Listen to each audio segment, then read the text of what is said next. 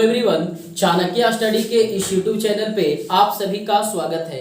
हम लोग railway group D का सेट देख रहे थे जिसमें अब तक 5 सेट आपको करवा दिया गया है। आज हम लोग छठा सेट लेकर के आए हैं, तो छठा सेट को देखते हैं और उन्हीं सवालों को करवा रहे हैं जो अब तक रेलवे ग्रुप डी का जो एग्जाम हुआ है और उसमें जितने भी सवाल मैथ का पूछ चुका है उन सारे प्रश्नों को हम लोग देख रहे हैं। और इसके में हम लोग जो 2018 का एग्जाम हुआ था, यानी कि जो एग्जाम होने वाला है इससे पहले जो एग्जाम हुआ था उसमें आपका जो मैथ का सवाल पूछा था 25 से 30 क्वेश्चन, उन प्रश्नों को देखने वाले हैं। तो चलिए देखते हैं क्वेश्चन क्या कहता है। क्वेश्चन देखिए, कहता है कि एक निश्चित दूरी वाली सड़क पर एक कार की समान औसत गति 50 किलोमीटर प्रति घंटा है। एक विशेष दिन औसत गति सामान्य औसत गति से 1/10 कम थी, जिसके स्वरूप यात्रा करने में 18 मिनट अधिक समय लगा। तो बतलाइए कि सड़क की यह दूरी कितने किलोमीटर है। समय दूरी का सवाल है, बताना है कि दूरी कितना है। तो मान लेते हैं, देखिए एक्स से भी बनाएंगे तो ऐसे कोई कैलकुलेशन ज़्यादा टफ नहीं, आसान है, बस केवल क्वेश्चन को अच्छे से समझना है। तो मान लेते हैं कि जो टोटल दूरी है, टोटल डिस्टेंस है वो x किलोमीटर है। जो टोटल वह दूरी तय किया वो कितना मान लेते हैं, x किलोमीटर। कहता है उसका चाल कितना था, 50 किलोमीटर प्रति घंटा चाल था। अब चाल 50 किलोमीटर प्रति घंटा है, चाल जो है वो कितना है, 50 किलोमीटर प्रति घंटा। और बाद में कहता है कि औसत एक विशेष दिन औसत गति सामान्य औसत गति से 1/10 कम हो जाता है। यानी कि अगर 50 था पहले से तो उसका 1/10 क्या होता है, कम हो जाता है। मतलब 0 से 0 कैंसिल हो गया, 5 किलोमीटर प्रति घंटा से कम जाता है। यानी कि जब पहले से 50 स्पीड था, अब 5 कम जाएगा तो स्पीड कितना हो जाता है, 45 किलोमीटर प्रति घंटा का स्पीड हो जाता है, जिससे उसे यात्रा करने में 18 मिनट का अधिक समय लगता है। आप बतलाइए, दूरी x किलोमीटर है और वह 1:50 के चाल से जाता है, लेकिन जब वह 5 किलोमीटर प्रति घंटा चाल को कम कर देता है, यानी कि जब 45 के स्पीड से जाता है तो उसे 18 मिनट का ज़्यादा समय लगता है। तो आपको बतलाना है कि टोटल दूरी कितना होगा। तो देखिए, समय बराबर फॉर्मूला क्या होता है, टाइम बराबर चाल बराबर दूरी बटा समय हो जाएगा। यानी कि समय बराबर कह सकते हैं दूरी बटा समय बराबर कह सकते हैं दूरी बटा चाल, है ना। चाल बराबर दूरी बटा समय, स्पीड बराबर डिस्टेंस बाई टाइम, तो टाइम बराबर डिस्टेंस बाई स्पीड। तो देखिए दूरी कितना है, x किलोमीटर, और वह कितना की चाल से जाता है, 45 की चाल से। तो समय बराबर दूरी बटा चाल, यानी कि जब 45 की चाल से जाता है तो उसे कितना समय लगता है, 18 मिनट ज्यादा लगता है। यहाँ पे जो दिया हुआ है चाल किलोमीटर प्रति घंटा में, तो समय जो 18 मिनट है इसको 60 से भागा देकर हम लोग आवर में चेंज कर लेते हैं। जब 45 के चाल से गया तो कितना समय, समय बराबर दूरी बटा चाल, लेकिन कहा 18 मिनट ज्यादा लगा। और जब वह 50 के चाल से जाता है तो उससे 18 मिनट ज्यादा नहीं लगता, मतलब ये बराबर हो जाएगा। समय बराबर समय कर देंगे, जब 50 के स्पीड से गया तो इतना समय लिया, और जब 45 के स्पीड से गया तो जो लगा समय उसमें 18 मिनट ज्यादा लगा। अब कुछ नहीं, यहाँ पर आपको सॉल्व कर देना है। सॉल्व करके देख लीजिए कितना आ जाएगा। तो आपका 1/50, 45 को उधर घटा देंगे तो सॉल्व हो जाएगा। यहाँ पे देखिए, सॉरी ये थोड़ा मिस्टेक है, कहता जब 45 के स्पीड से जाता है ना तो 18 मिनट ज्यादा लगता है। 18 मिनट ज्यादा लगता है, यानी कि जो पहले टाइम लगता था उसमें ना 18 मिनट ज्यादा लगता है। तो पहले समय कितना लगता था, दूरी बटा चाल, अब इसमें वो 18 मिनट ज्यादा लगता है। मिनट को 60 से भाग दे देंगे तो आवर में चेंज हो जाएगा। अब आगे सॉल्व कर लीजिए, तो x/45 ये इधर चला आएगा तो माइनस में x/50 बराबर 18/60। अगर कैंसिल करें तो 6 से कट जाएगा, 6 × 18 और 10 × 60, 3/10। या फिर जो इतना कि आप डायरेक्ट भी ऐसे लिख सकते थे, यानी x/45 ये समय और x/50 ये समय, दोनों समय का जो डिफरेंस है वो कितने मिनट का डिफरेंस है, 18 मिनट का डिफरेंस है। अब ये मिनट में था तो 60 से भाग दिए तो आवर में चेंज हो गया। अब यहाँ से x को तो ही दूरी माने हैं, तो आपका 4 ऑप्शन दिया हुआ है। आप यहाँ पे चाहे तो बाई ऑप्शन भी x का वैल्यू बैठा करके चेक कर सकते हैं कि LHS और RHS जिससे बराबर आ जाए, या फिर डिटेल बनाना चाहे तो डिटेल भी बना सकते हैं। तो 45 और 50 कैल्सियम कितना हो जाएगा, 5 9 10, यानी कि 450। 45 10 450, ये 10x हो गया, और ये माइनस में 9x बराबर 3/10। यहाँ देखिए 0 से 0 कैंसिल हो जाएगा, 10x में से 9x चला गया तो 1x, और 45 दिया कितना हो जाएगा, 5 दिया 15, 4 दिया 12 और 1 13, यानी कि जो दूरी निकल जाएगा वो कितने किलोमीटर का निकल जाएगा, 135 किलोमीटर का निकल जाएगा। यानी कि ऑप्शन नंबर यहाँ पे ए इसका सही आंसर हो जाएगा। लेकिन इसी क्वेश्चन को आप चाहे तो रेशियो बेस्ड भी सॉल्व कर सकते हैं, रेशियो के थ्रू भी। क्या कहता है कि एक जो कार है वो कार का जो पहले से स्पीड था वो कितना था, तो कहता है पहले से स्पीड 50 किलोमीटर प्रति घंटा था, बाद में स्पीड का हुआ 1/10 से कम गया, तो 50 का 1/10 यानी 5 किलोमीटर प्रति घंटा, तो 50 में 5 कम गया तो नया स्पीड इसका कितना हो गया, 45 किलोमीटर प्रति घंटा। अगर ये स्पीड को थोड़ा रेशियो कर दें तो 10 × 50 और 9 × 45, यानी जो चाल का अनुपात हो गया 10 और 9 का, पहले से चाल उसका 10, बाद में जब 5 स्पीड कम कर दिया तो चाल 9 रेशियो में। और ये चाल का उल्टा समय होता है। समय दूरी में आप लोग पढ़े होंगे कब, जब दूरी समान हो, जब डिस्टेंस बराबर होगा तो चाल का उल्टा क्या हो जाएगा, समय। यानी कि जब चाल ज्यादा होगा तो समय कम लगेगा, और जब चाल कम होगा तो समय ज्यादा लगेगा। अब इसको रिवर्स कर देंगे तो कितना हो जाएगा, 9:10। और क्वेश्चन में कहा है कि चाल को जैसे ही 5 किलोमीटर प्रति घंटा कम करता है तो जो समय है वो 18 मिनट ज्यादा लगता है। हम लोग कहेंगे आप चाहें तो 18 को 60 से यहाँ भागा दे कर आवर में भी चेंज कर सकते हैं। 18 मिनट है, 60 से भाग दे दिए तो ये आवर में चेंज हो गया। अब तुलना कीजिए रेशियो बेस्ड, 18 मिनट यानी 18/60 आवर ज्यादा लगता है। हम लोग कहेंगे पहले 9 समय लगता था, अब 10 लग रहा है, यानी कितना ज्यादा, 1 ज्यादा लग रहा है। और निकालने के लिए क्या कहा, दूरी निकालना है, तो दूरी निकालने के लिए पहले समय निकालना होगा। आप यहाँ से 9 से गुना करेंगे तो पहले टाइमिंग कितना लगता था वो निकल जाएगा, और 10 से गुना करेंगे तो बाद में समय कितना लगता है वो लग जाएगा। आंसर दोनों जगह से आ जाएगा। जब ये वाला समय लिखेंगे तो चाल आपको 45 लेना होगा, और जब ये वाला समय लेंगे तो चाल आपको 50 लेना होगा। आंसर दोनों जगह से आएगा। तो मान लेते हैं कि पहले उसको कितना समय लगता था, पहले यात्रा करने में उसे कितना टाइम लगता था, तो 9 से इंटू कर दी। अब इसको कैंसिल कीजिए, 6 × 18, 10 × 60, यानी कि 9 × 27/10 आवर में करेंगे तो 27/10 आवर। अब निकालना है दूरी, डिस्टेंस। तो दूरी बराबर क्या फॉर्मूला होता है, दूरी बराबर चाल गुने समय, स्पीड इनटू टाइम। तो टाइम हम लोग कब का निकाले हैं, पहले का, तो स्पीड भी कब का लेंगे, पहले का ही लेंगे। तो 50 × 27/10, 0 से 0 कट गया, 7 × 5 = 35, 5 दूनी 10 और 3 13, 135 किलोमीटर। जो कि ऐसे डिटेल भी सॉल्व किए तो वही चीज आया। अगर 10 से भी इंटू करते ना तो नया वाला समय निकलता, जब स्पीड 45 का था, और यहाँ पर दूरी निकालने के लिए 45 इंटू वो करते हैं। तो आप दोनों ही तरीके से सॉल्व कर सकते हैं। नेक्स्ट क्वेश्चन देखिए। अगला क्वेश्चन आपका ये सिंप्लीफिकेशन है, बुडमास का कुछ बेसिक सवाल है। तो चलिए देखिए इसका आंसर कितना आएगा। यहाँ पे तो पूरा डिटेल नहीं लिखते, यहीं पे सॉल्व कर देते हैं, आप देख लीजिए। तो कहता है -3 × 6, तो -3 को 6 से करेंगे, ये -18 हो जाएगा, है ना। और ये 12 - 18 -6 हो जाएगा। 4 को -6 से इंटू करेंगे तो आपका यहाँ पे कितना आ जाएगा, माइनस में 24 हो जाएगा, 24। इधर सॉल्व कीजिए तो माइनस माइनस प्लस, 8 और 3 11, प्लस में 11 और 3 है, 3 - 11 करेंगे तो ये कितना हो जाएगा, ये वाला लाइन, ये वाला आपका -8 हो जाएगा। और इधर में माइनस माइनस प्लस 6, तो 6 × -8, यानी इधर आपका हो गया माइनस में 48 डिवाइड, इधर आपका आ गया माइनस में 24। तो माइनस से माइनस कैंसिल हो गया, 24 को डिवाइड, 24 से 48 को डिवाइड करेंगे तो 2 बार में आपको पूरी तरह से कैंसिल हो जाएगा। तो आपका इसका सही आंसर हो जाएगा इसमें ऑप्शन नंबर सी, यानी कि कितना, 2 हो जाएगा इसका आंसर। नेक्स्ट क्वेश्चन देखिए। अगला सवाल आपका, इसमें भी सिंप्लीफिकेशन करना है। कहता है √45 × √20 बाई √12 × √3। इसको सॉल्व करके सिंप्लीफाई करके आपको बदलाना है कि आंसर कितना होगा। तो देखिए एक तरीका तो है, चाहे आप इसको तोड़ भी सकते हैं, 45 को लिख सकते हैं हम लोग 3√5, कुछ उस तरीके से भी, या आप देखिए डायरेक्ट मल्टीप्लाई कर दीजिए। √45 को √20 से मल्टीप्लाई करेंगे तो 45 दूनी 90, यानी कि ऊपर में कितना हो जाएगा, 900।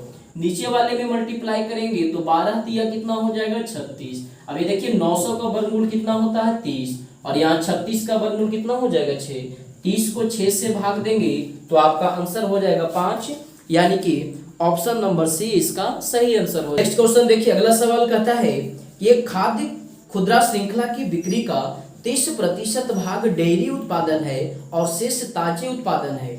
यदि श्रृंखला में प्रत्येक माह लगभग 50,000 रुपया की बिक्री होती है तो बतलाइए कि डेयरी उत्पादों की बिक्री की राशि कितना है। आपका 4 ऑप्शन दे रखा है और बतलाना है कि उन 4 ऑप्शनों में से कौन सा ऑप्शन सही होगा। परसेंटेज का सवाल है। देखिए, आपको इन प्रश्नों से आपको आइडिया मिलेगा कि किस तरह के सवाल पूछ रहे हैं, ताकि उससे आपको एग्जाम में मदद मिल सके और वैसे क्वेश्चन को आप प्रैक्टिस कर सकें। तो ये देखिए, तो बहुत ही आसान है। कहता है श्रृंखला में प्रत्येक माह लगभग 50,000 की बिक्री होती है और जिसमें डेयरी का उत्पादन कितना है 30%। तो लास्ट में हमें जो निकालना भी है उसमें कहता है डेयरी के उत्पादों की बिक्री कितनी है। तो टोटल बिक्री होता है 50,000 का, जिसमें डेयरी का उत्पादन कितना है 30%। तो डायरेक्ट परसेंटेज निकाल देंगे। टोटल उत्पादन 50,000 का है और उसमें डेयरी का जो उत्पादन है 30% है। तो 50,000 का 30% निकाल देंगे तो निकल जाएगा, क्योंकि डेयरी का उत्पादन कितना है। बस केवल लैंग्वेज को समझना था, क्वेश्चन को समझना है। क्वेश्चन आपका बहुत ही आसान है। होता क्या है, एग्जाम में प्रेशर होता है, टाइम कम होता है, क्वेश्चन को जल्दी भी समझे नहीं, आगे बढ़ गए। तो क्वेश्चन यहाँ पर आपको आसान ही पूछा है। टोटल उत्पादन दिया है और उसका 30% कहता है डेयरी का उत्पादन है। तो 50,000 का 30% निकाल देंगे, जो आएगा आपका वो डायरेक्ट आंसर हो जाएगा। तो ये 2 जीरो से 2 जीरो कैंसिल, 500 को 30 से इंटू करेंगे तो 5 या 15, ये कितना हो जाएगा 15,000, यानी कि डेयरी का जो उत्पादन होगा वो आपका 15,000 हो जाएगा। अगला क्वेश्चन देखिए, कहता है ये बोट एंड स्ट्रीम का है, नौधारा का सवाल है। कहता है एक नदी के ऊपर की ओर 60 किलोमीटर की दूरी तय करने में एक खेने वाले को 8 घंटा लगता है, जबकि नीचे की ओर समान दूरी तय करने हेतु 5 घंटे लगते हैं। तो बतलाइए कि स्थिर पानी में खेने वाले की गति क्या है। नौधारा का सवाल है। कहता है ऊपर की ओर 8 घंटा लगता है 60 किलोमीटर और नीचे की ओर जाने में उसे सेम डिस्टेंस को 5 घंटा लगता है, यानी कि एक धारा की दिशा में है और एक धारा के विपरीत दिशा में है। सेम डायरेक्शन है ना, सेम डायरेक्शन यानी कि जो सेम डायरेक्शन यानी कि धारा की दिशा में उसे जाने में उसका दूरी 60 किलोमीटर और 8 घंटा लगता है। तो सेम डायरेक्शन का स्पीड क्या होगा, सेम डायरेक्शन कहने का मतलब कि धारा की दिशा में उसका चाल क्या हो जाएगा। तो चाल बराबर फॉर्मूला है दूरी बटा समय। तो दूरी 60 किलोमीटर और समय 8 घंटा का है। 8 सत्ते 56, 8 पचे 40, यानी कि 7.5 किलोमीटर प्रति घंटा चाल हो जाएगा। धारा की दिशा में 9 का चाल हो जाएगा, जबकि उसके विपरीत दिशा के लिए क्या कहा, ऑपोजिट में निकाल लीजिए। ऑपोजिट डायरेक्शन में जो उसका स्पीड निकल जाएगा चाल यानी दूरी बटा समय, दूरी वही सेम 60 किलोमीटर ही है और इसमें समय कितना लगता है उसे, तो 12 घंटे का लगता है, सॉरी 5 घंटे का लगता है। तो 12 पचे 60, 12 किलोमीटर प्रति घंटा हो जाएगा। निकालना क्या है, स्थिर पानी में खेने वाले की गति, यानी शांत जल में 9 की चाल, शांत जल में 9 की चाल, स्थिर जल यानी शांत जल में 9 की चाल। बोट का स्पीड निकालना है शांत जल में, तो शांत जल में 9 की चाल बराबर क्या फॉर्मूला होता है कि धारा की दिशा में 9 की चाल और धारा के विपरीत दिशा में 9 की चाल, दोनों को जोड़ते हैं और 2 से भाग देते हैं। डायरेक्ट फॉर्मूला है ना कि धारा के दिशा में 9 की चाल 7.5 और धारा के विपरीत दिशा में 9 की चाल 12 है, दोनों को प्लस करके 2 से भाग दे देंगे। तो 12 और 7.5 कितना हो जाएगा 19.5, इसको 2 से भाग देंगे तो 9 दूनी 18, 7 दूनी 14, 5 दूनी 10, 9.75 किलोमीटर पर आवर हो जाएगा शांत जल में 9 की चाल। और अगर यही धारा की चाल पूछता, स्ट्रीम का स्पीड पूछता, करंट का, तो उस स्थिति में दोनों को घटा करके फिर 2 से भाग दिया जाता। देखिए अगला क्वेश्चन कहता है कि एक बिंदु के निर्देशांक जो -1, 9 एवं 11 एवं 1 है, बिंदुओं को जोड़ने वाली रेखाखंड को आंतरिक रूप से 3:1 के रेशियो में विभाजित करता है, तो वो निम्नलिखित क्या है, यानी पॉइंट निकालना, इंटरनल डिवीजन कोऑर्डिनेट ज्योमेट्री का सवाल है। कहता है 2 पॉइंट है, मान लीजिए ये ए है और ये बी है, दोनों का कोऑर्डिनेट दे रखा है -1 और 9 और इसका कोऑर्डिनेट दे रखा है 11 और 1। कहता है इसको किस रेशियो में डिवाइड करता है, तो 3:1 में डिवाइड करता है इंटरनल आंतरिक विभाजन, तो इसका कोऑर्डिनेट निकालना है x और y का।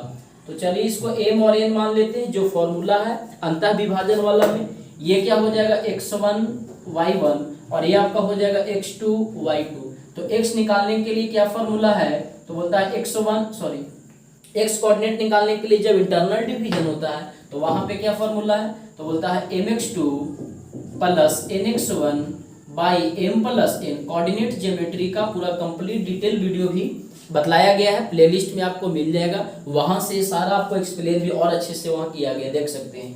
तो x बराबर mx2 plus nx1 by m plus n और y बराबर आपका हो जाएगा my2 plus ny1 by m plus n। जब इंटरनल डिवीजन होगा आंतरिक रूप से विभाजित करेगा, m और n ये जिस रेशियो में विभाजित कर रहा है उसे कहा जा रहा है, और x1 y1 x2 y2 तो दिया हुआ है। अगर यही बाह्य विभाजन होता, एक्सटर्नल डिवीजन होता, तो जहां प्लस है फॉर्मूला वो माइनस बन जाता। सारा एक्सप्लेन डिटेल जो कोऑर्डिनेट ज्योमेट्री का वीडियो है उसमें बतलाया गया आपको। तो चलिए डायरेक्ट आप यहाँ पर इस फॉर्मूला में सब दिया हुआ बैठा करके आंसर निकाल लेंगे।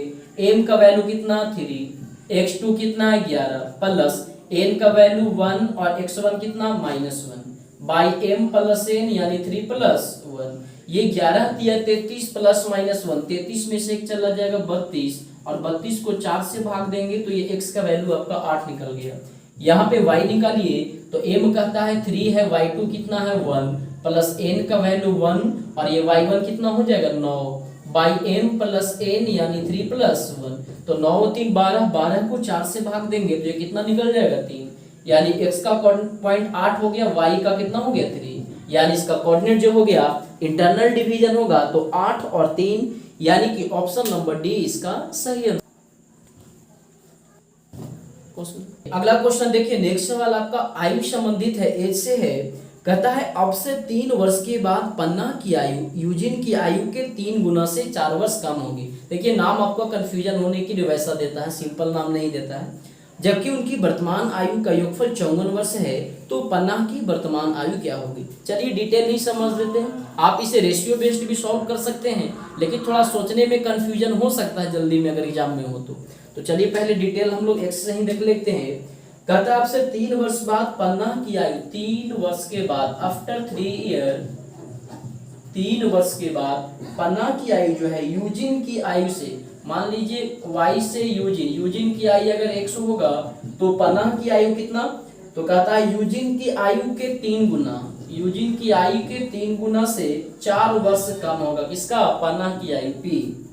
जबकि उनकी वर्तमान आयु का योग 54 वर्ष है। अब ये दोनों जो निकला है इसका वो कब का, 3 वर्ष बाद का है। वर्तमान में दोनों का निकालना चाहे तो क्या करेंगे, वर्तमान में निकालना चाहे यूजिन का तो 3 साल बाद x है तो वर्तमान निकालने के लिए 3 घटा देंगे, क्योंकि बाद का है ना, पहले का रहता तब जोड़ते हैं, लेकिन 3 साल बाद में 1 वर्ष का होगा, वर्तमान में तो एक 3 घटाना पड़ेगा। और ये पन्ना का कितना हो जाएगा, तो 3x - 4 प्लस 3 यानी कि 3x - 1। आगे क्वेश्चन में कहा है कि इन दोनों की वर्तमान आयु का जो योगफल है वो कितने वर्ष का है, वर्तमान आयु का योगफल 54 वर्ष का है। तो दोनों को जोड़ देते हैं वर्तमान वाला, ये हो गया x - 3 और ये हो गया 3x - 1 बराबर में कहता है कितना, 54 वर्ष। तो 3x और 1x 4x और 3 और 1 4 उधर चला जाएगा तो प्लस में हो जाएगा 54 और 4 58 हो जाएगा। 4 से कैंसिल कीजिए, देखिए कटता है, 3 और 1 4 माइनस में होगा ना, उधर जाकर के प्लस में हो जाएगा 54 4 58। काट करके देख लीजिए जो आए, देखिए ये 3 वर्ष बाद का था ना, तो 3 तो घटाइएगा, जैसे इसमें यूजिन का निकालने के लिए 3 घटाएं तो इसका निकालने के लिए भी 3 घटाएंगे ना, थोड़ा सा मिस्टेक हो गया। तो कितना हो जाएगा 3x - 4 - 3 यानी कि इसका हो गया 3x - 7। 3 साल बाद का ना दोनों का ये है, वर्तमान में निकालने के लिए तो दोनों में 3 घटाएंगे ही। तो ये आपका हो गया इसका यूजिन का x - 3 और ये पन्ना का हो गया 3x - 7 और दोनों की वर्तमान आयु का योगफल 54 वर्ष है। 3x और 1x 4x 7 3 10 -10 उधर चला जाएगा तो प्लस 10, 54 और 10 कितना हो जाएगा 64। तो x का वैल्यू कितना निकल गया 16। निकालना क्या है क्वेश्चन में, तो कहता है पन्ना की वर्तमान आयु क्या है, पन्ना की वर्तमान आयु कितना है 3x-7। ये पन्ना की 3x-4 तो 3 साल बाद का है, वर्तमान वाला तो ये है, तो इसमें x का वैल्यू 16 बैठा दीजिए। तो 3 × 16 - 7, 16 × 3 48, 48 में से 7 घटा देंगे तो कितना बचेगा 41 वर्ष।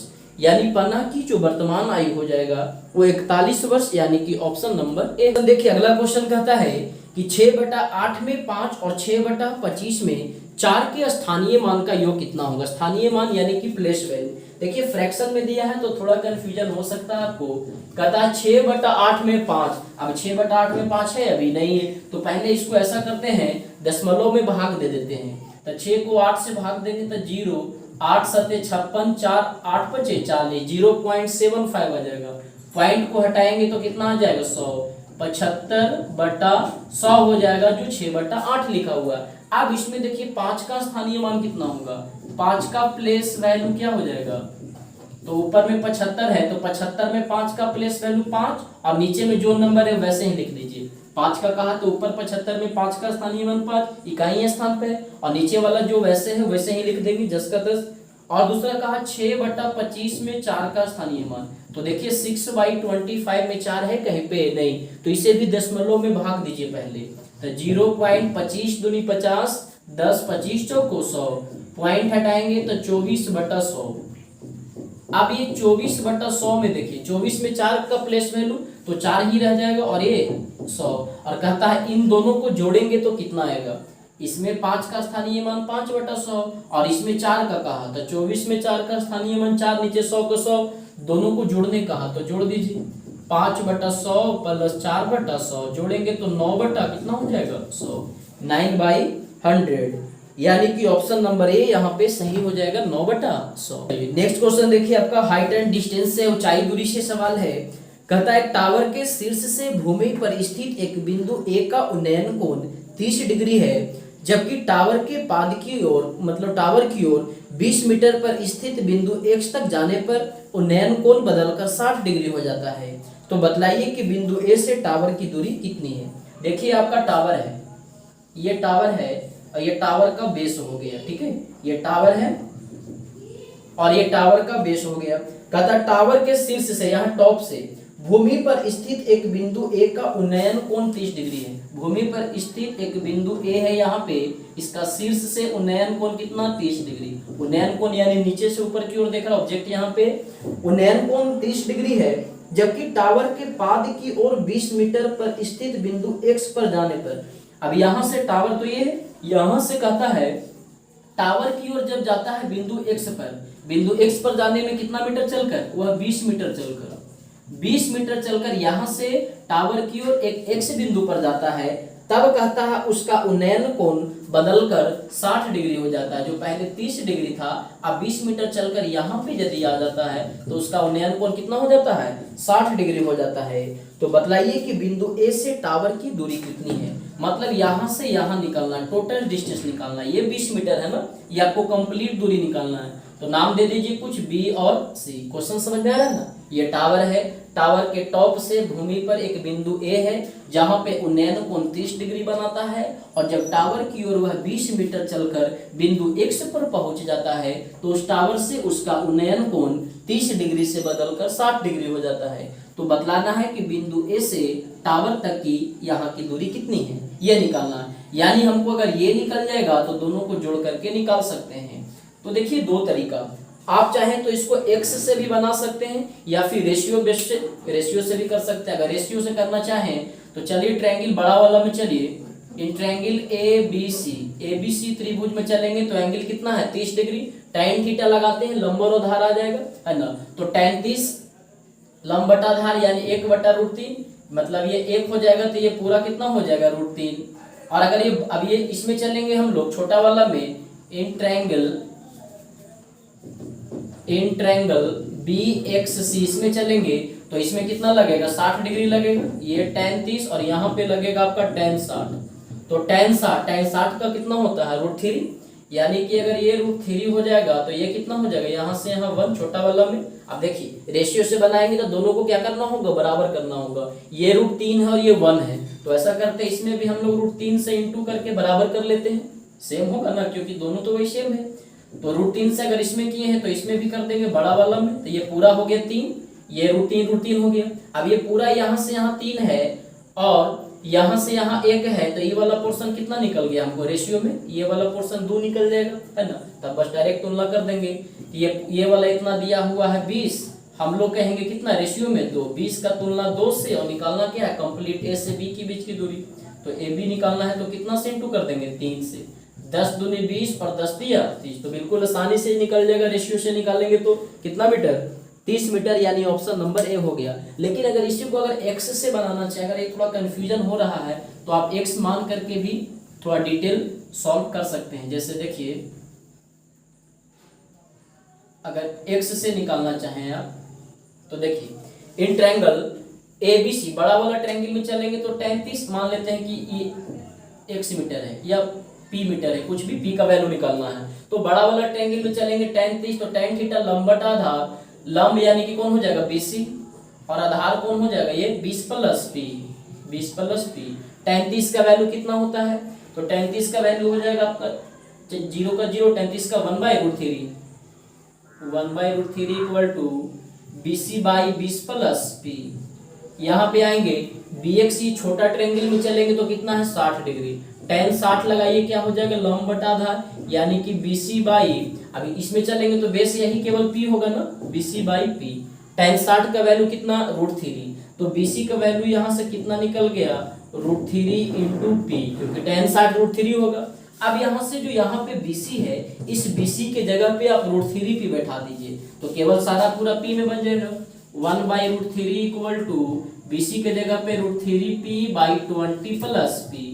अब आगे क्रॉस आप सॉल्व करके आंसर ला सकते हैं, क्या आ जाएगा 20 प्लस P, और इधर में आपका हो जाएगा √3P इंटू √3 करेंगे तो 3P, 3P में से 1P चला गया तो 2P, तो P बराबर 20/2, यानी P का वैल्यू कितना निकल गया 10। P किसको माने थे इसको, तो क्वेश्चन में क्या कहा कि बिंदु A से टावर की पात यानी यहाँ तक टावर तक दूरी क्या होगा, तो ये हो गया 20 और ये हो गया 10। टोटल की बात करेंगे तो 20 प्लस 10 यानी 30 मीटर हो जाएगा आंसर। इस सवाल देखिए अगला क्वेश्चन कहता है कि 150 की छात्रों की एक कक्षा में हर कोई कम से कम एक खेल खेलता है, या तो खो खो खेलता है या तो कबड्डी खेलता है।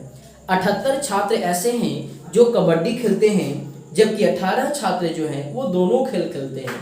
तो बतलाइए कि कितने प्रतिशत विद्यार्थी खो खो खेलते हैं। प्रतिशत का सवाल है, कहता 150 टोटल है, टोटल स्टूडेंट कितना है 150, जिसमें कुछ कबड्डी खेलते हैं और कुछ खो खो खेलते हैं। तो डायग्राम बना लीजिए, डायग्राम से बनाना आसान होगा। ये मान लीजिए K से कबड्डी और ये खो खो है तो KHO खो पूरा लिख दीजिए। कबड्डी है, ये एक तरफ कबड्डी का हो गया और ये इस तरफ खो खो खेलने वाला हो गया। कहता 18 लोग ऐसे हैं जो दोनों खेलते हैं, यानी जो ओवरलैप कर रहा दोनों वाला हो जाएगा, कबड्डी भी खेलता है और खो खो को भी खेलता है। कहता है 78 छात्र ऐसे हैं जो कबड्डी खेलते हैं। तो कबड्डी वाले में देखिए अभी 18 हो गया, 18 में तो दोनों है, तो 78 माइनस 18 कितना हो जाएगा 60, यहाँ पर भरा जाएगा, है ना। 18 हैं जो कबड्डी भी और खो खो भी, लेकिन 78 जो है कबड्डी, केवल कबड्डी नहीं कहा, कबड्डी कहा, तो 18 तो इसमें आ गया ना, तो 78 माइनस 18 यानी कि ये 60 हो जाएगा। आगे कहा था 150 टोटल छात्र हैं, तो टोटल 150 है। अब ये 60 और 18 78, तो 150 में 78 घटा दीजिए, बाकी बचेगा जो ये वाला हो जाएगा, है ना। या फिर ऐसे भी, हाँ 150 में 78 घटाएंगे तो कितना हो जाएगा 78 और 2 80, 22 और 50 72 हो जाएगा ये 72, क्योंकि टोटल तो 150 होना चाहिए जोड़ के, तो 72 प्लस 18 90, 90 और 60 150 आ जाएगा। ये तो डायग्राम फुलफिल होगी। अब यहाँ से कह सकते हैं कि केवल कबड्डी खेलने वाले 60 है और दोनों खेल खेलने वाले 18 और केवल खो खो खेलने वाले 72 हैं। समझ रहे हैं ना, कहेगा खो खो खेलने वाले, तो ये वाला हो गया 72 जो केवल खो खो, और 18 है जो दोनों में है, तो ओनली सिर्फ बोले खो खो खेलने वाले कितना, तो 72 प्लस 18। कहेगा केवल खो खो खेलने वाला तो सिर्फ 72, वैसे ही केवल कबड्डी तो 60, और कबड्डी बोलेगा तो 60 प्लस 8। पूछता क्या है क्वेश्चन में, तो निकालने के लिए कहा था कि बतलाइए कि कितने प्रतिशत विद्यार्थी खो खो खेलते। केवल खो खो नहीं कहा, केवल खो खो कहता तो 72 से ही तुलना करते, खो खो बोला मतलब ये दोनों आ जाएंगे, ये भी तो खेल रहा है खो खो, तो 72 प्लस 18 जो खो खो खेलने वाले हैं, को 72 इसमें और 18 दोनों में, तो 72 और 18 कितना हो गया 90। प्रतिशत पूछा तो प्रतिशत कितना में निकालेंगे, टोटल स्टूडेंट में ना 90 विद्यार्थी ऐसे हैं, जो 90 लोग ऐसे हैं जो खो खो खेलते हैं, जबकि टोटल कितने हैं,